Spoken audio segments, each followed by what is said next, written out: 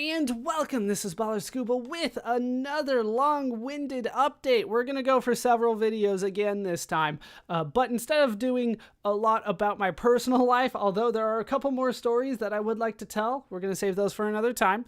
Today we are going to talk about the channel. We're going to talk about the videos that I've been making, the Let's Plays, and we're going to talk about the channel relaunch that I've been talking about for a while. We're actually going to get into the details at least a little bit so that you guys know what to expect when that happens and possibly get an idea of when that is going to happen.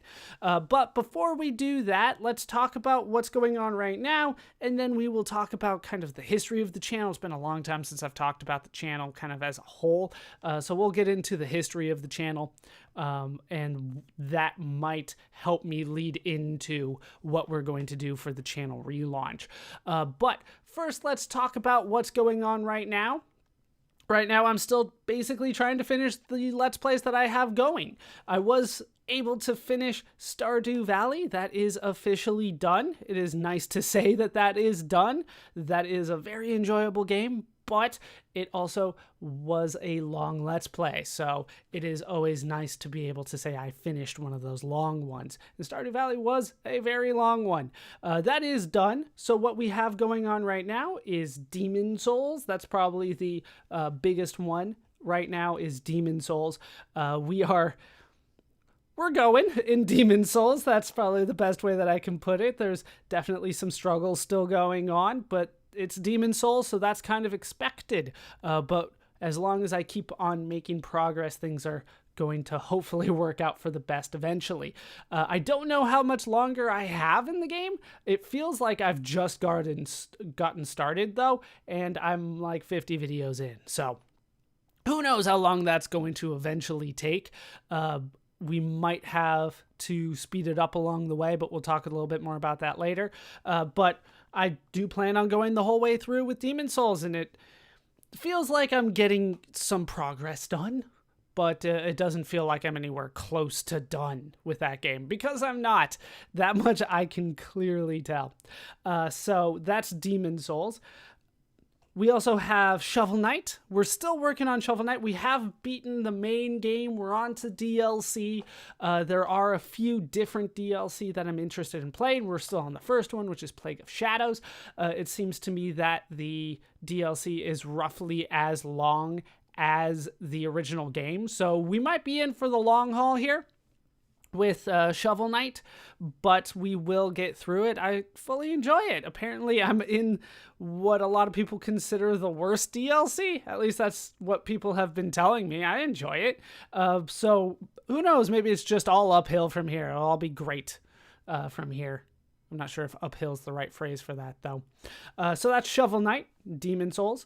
We also have Tales of Fantasia. Tales of Fantasia is nearly done. What I have left is end of game side quests, technically against super bosses, but not necessarily super bosses that are so much more difficult than the final boss. And then the final dungeon, and that's the game, right? That'll be it. So we are close to finish Tales of Fantasia. I never want to give like a certain time frame or a certain number of videos to say this is how long it's going to take before I finish it, because I don't know. I've never Let's Played these games before, so I don't have a lot of experience on how long that's going to take me, but it feels like we're getting close to the end of Tales of Fantasia, because we're at the end of the game. So those are the three main ones that I'm working on. Behind the scenes, I have still been working on Xenoblade Chronicles. I'm still trying to get the achievements. I have, I believe, 6 more achievements to get. I haven't been slacking, really. I haven't been playing it as much as I want to, but I've still played for about 18 hours off screen, and I still have a lot of achievements to go. I wish I could tell you how close I am to getting that done. It feels like I should start getting a lot of those achievements as I play every time, but they're just not coming up. I don't know when it's going to happen because the game has no way of telling me, well, I'm sure it could, but it doesn't tell me how close I am to any given achievement. It will just kind of surprise you. Hey, you did it. But I haven't gotten that yet. So I don't know how close I am to finishing Xenoblade Chronicles, but I am still working on it. Like I said, 18 hours off screen work so far, and there's still more to go. It's at least going to be 20. There's no way it's less than that right now. But I'm still working on that. Also behind the scenes is Darkest Dungeon. That one I have not actually been playing because I've been focused on the other 4 projects that I just mentioned. So I haven't had a chance to really get back into Darkest Dungeon. I haven't forgot about it. I am just more concerned with other things right now. I will get back into Darkest Dungeon. We have an entire new DLC to do. I have certain bosses that I want to fight. So we are going to get back into that when I get a chance. But right now I feel like I haven't necessarily gotten a chance. Then the final one is Super Mario Kart. Super Mario Kart, I still need to do the highest level difficulty. I'm still gearing up to get that done. I haven't had a chance to practice. Like I said, I've been focused on other things that I think I can get done a little bit more quickly. Apparently Xenoblade Chronicles made that list, and that hasn't worked out, but I'm still trying to get time together so that I can practice and get better at Super Mario Kart so I can take on 150cc. It is a lot harder than I remember. Then again, I don't think I ever took on 150cc as a kid. Probably gave up a lot sooner than that.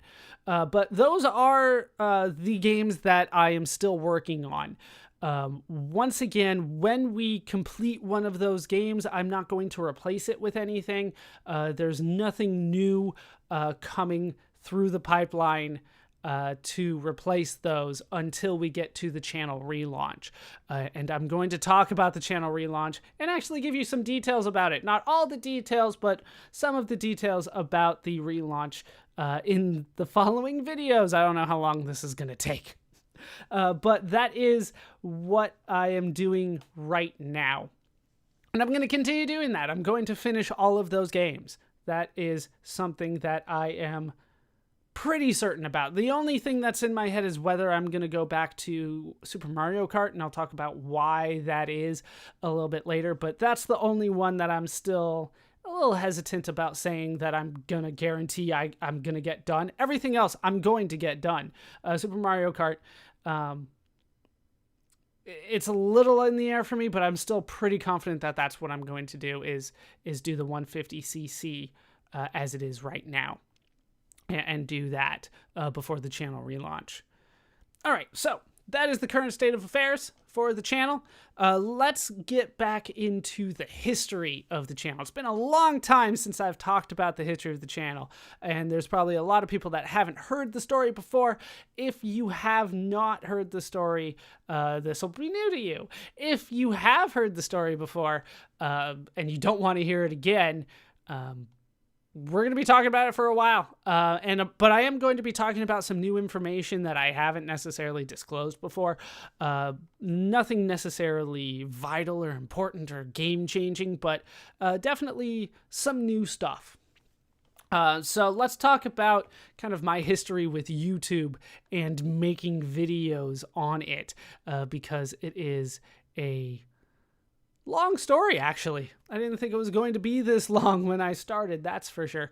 But basically, what got me into YouTube in the first place was, just as a whole, was kind of talk show type channels. I mean, like more like news type channels with people's faces, just kind of talking about things that were going on. And it was interesting to me to hear kind of a different perspective from what you normally hear on television. And they were talking about things that I cared about more in terms of the news. The one that actually switched me on to gaming on YouTube, because at the time I didn't realize that you could just upload video game footage on YouTube. It hadn't occurred to me because I didn't know you could record video game footage. But the one that turned me on to the idea of video games on YouTube was actually Philip DeFranco.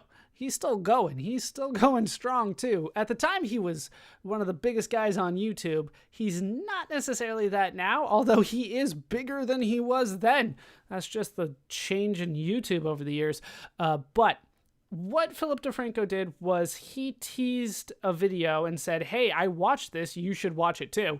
And he said that it was a 5-minute run of Super Mario Brothers, and you can beat the game in 5 minutes. And I'm like, wait, no, you can't. There is no way to beat that game in 5 minutes. Sure enough, it was a tool-assisted speed run, which I didn't know what that was at the time. I'd never heard of speed runs or anything like that. But the video was basically a tool-assisted speedrun. This guy blasted through the original Super Mario Brothers, and he beat it in about 5 minutes. I can't remember if it was a little higher, a little lower. It was about 5 minutes, though.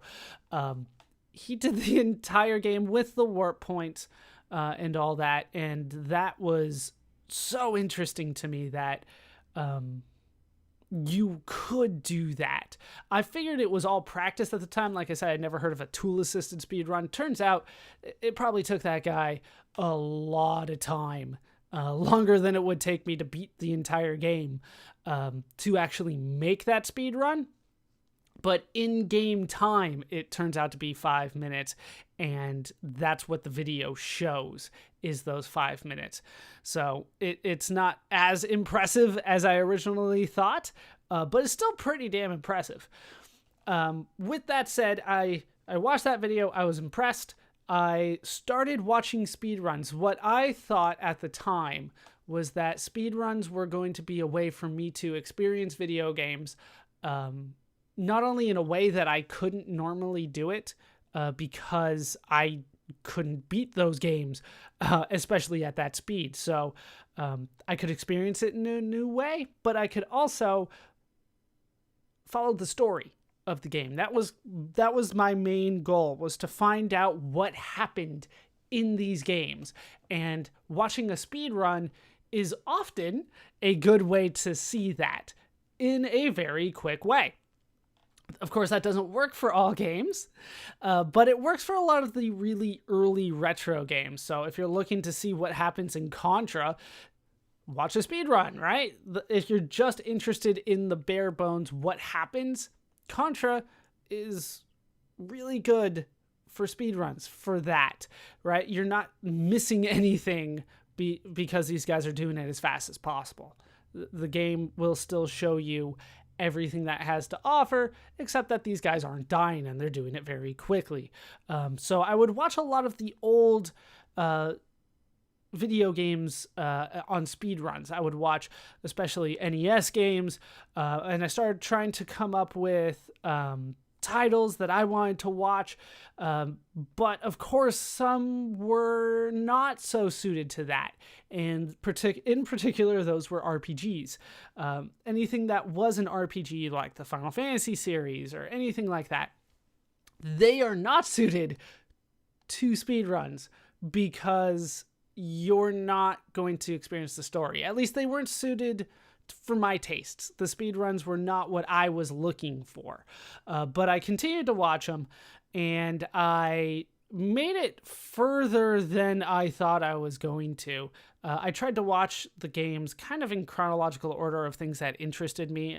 I would see, hey, this game also has a speedrun. Okay, well, I'll watch that speedrun because that's a game that interests me. And I made it all the way to Legend of Zelda Ocarina of Time. And that is where I stopped. If you've never seen any sort of speedrun for Ocarina of Time, I wouldn't recommend it. It's not my favorite. If you're a huge fan of the game and you're only interested in trying to figure out how to do it more quickly, how to do it as fast as you could possibly get through the game, then sure, watch a speedrun. That's what that's for.